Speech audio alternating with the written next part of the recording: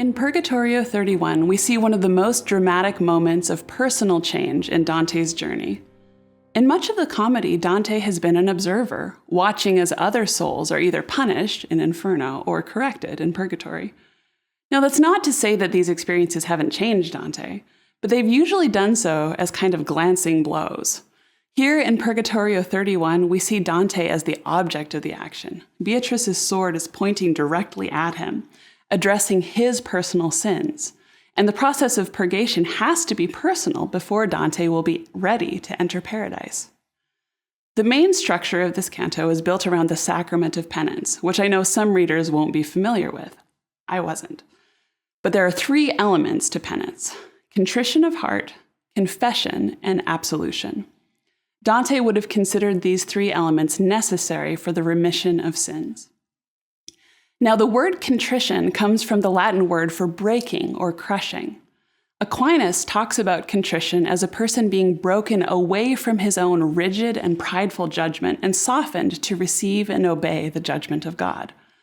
If we look in the canto, we will see this imagery of the breaking or uprooting of contrition coming up over and over again. A shattered catapult, an extinguished candle, an uprooted tree. These images culminate in Dante's falling to the ground unconscious. He says, "Such conscience bit my heart, I fell defeated." In Beatrice's accusation, Dante is forced to confront his sin, a confrontation that involves a breaking down of his reliance on his own judgment, which had turned his steps away from the straight and true. Alongside contrition, we also see Dante confessing his sin. Although these don't happen in a straightforward progression, as we might suspect, instead we see a kind of cyclical pattern in which Beatrice names Dante's sin, Dante feels contrition and confesses, only to have new accusations levied against him. At first, Dante's confession is feeble. He simply mouths the word, yes. But as the canto goes on, Dante's confession becomes stronger and more articulate as contrition works its way deeper into his heart. Once Beatrice's work is done and Dante's contrition is complete, he revives from his fainting fit to find himself being carried through the waters of the river Lethe by Matilda.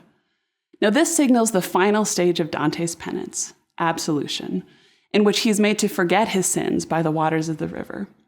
Now, the Lethe is a river from Greek mythology that brings forgetfulness, but here its effect is to give Dante a final separation from his sins, which, now that he's truly repented and confessed, need no longer trouble him.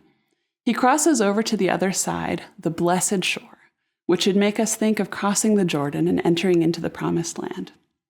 The words Dante hears sung, "You sprinkle me," mirror what a priest would say as he absolves a sinner after confession, which is an act that's tied to the saying of Psalm 51 and also to baptism. When he emerges from the water, Dante's sins are covered. He is surrounded by the four cardinal virtues and draws near to the griffin who represents Christ. So, we know that the motion of this canto is one of penance. But the other interesting aspect of this canto is the nature of Dante's sin as Beatrice explains it. If we look at this question more carefully, we can see many of the major threads from Purgatory culminating in this scene. For Dante, the heart of sin is misdirected love. Here, Dante is reflecting Aquinas' definition of sin, which has two parts: turning away from the changeless good and turning instead toward a changeable good. The idea here is that temporary goods, no matter how good they are in themselves, should never take precedence over God, who is the timeless and eternal good. This is something that Beatrice's death ought to have taught Dante. In loving Beatrice, a good, on earth, Dante wasn't doing anything wrong. But her death should have shown him that he had put his eggs in the wrong basket. Confronting the temporariness of even Beatrice, Dante should have shifted his gaze towards a good that isn't temporary. But instead, he allowed himself to be distracted by even lesser goods.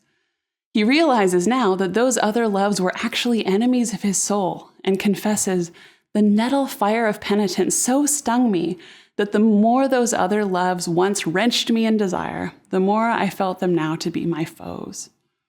This is an idea that Dante is borrowing from Augustine, who talks in the Confessions about how the death of his childhood friend should have lifted his soul to God.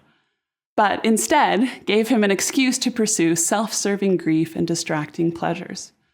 One of the main elements of Augustine's journey in the Confessions is learning to direct his loves rightly. Instead of loving a man that must die as though he were not to die, Augustine has to learn to love earthly pleasures, ideas, people, and God, each in the right way and in the right order. And this is what purgatory is all about.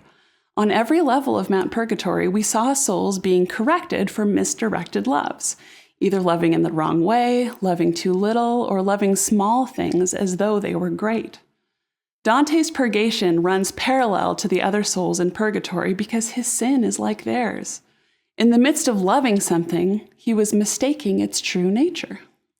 Just like the glutton who looks to bodily pleasures for goods that can only come from the soul, Dante was looking to temporal beings to console him over the loss of Beatrice, rather than allowing her death to draw his gaze upwards to God's unchanging goodness.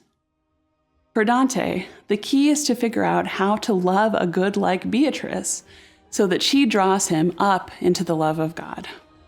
And this is exactly what we see Dante doing at the end of the canto.